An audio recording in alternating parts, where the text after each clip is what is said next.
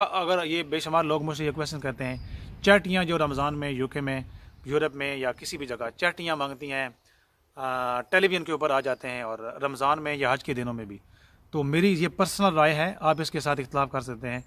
चाटियाँ, बहुत सारी चाटियाँ जो हैं वो बिज़नेस हैं, कारोबार हैं, बड़ी बड़ी लैंड क्रूज़र होटलों में ठहरते हैं, पैसा कोई पता नहीं किधर जाता, वो कागजी कार्रवाई करके गवर्नमेंट को मुतमईन कर देते हैं और आपका मुझे नहीं मालूम पैसा किधर जाता है। और बेशुमार उनके स्कैंडल्स मीडिया, सोशल मीडिया पर आते हैं और इनके जो चैरिटी वालों के बड़े बड़े व्हाट्सएप ग्रुप हैं 3-4 जगह मैं भी मौजूद हूँ, वो आपस में लड़ रहे होते हैं, एक दूसरे पर इल्ज़ाम तराशी करते हैं।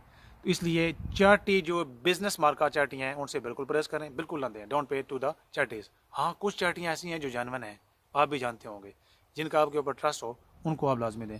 इसके अलावा आप रिश्तेदारों के ज़रिए से, दोस्त अहबाब के ज़रिए से, या जिन लोगों के ऊपर आपका एतमाद हो उनको दे सकते हैं और वो आगे मुतलका लोगों तक आपका सदका खैरात पहुंचा सकते हैं।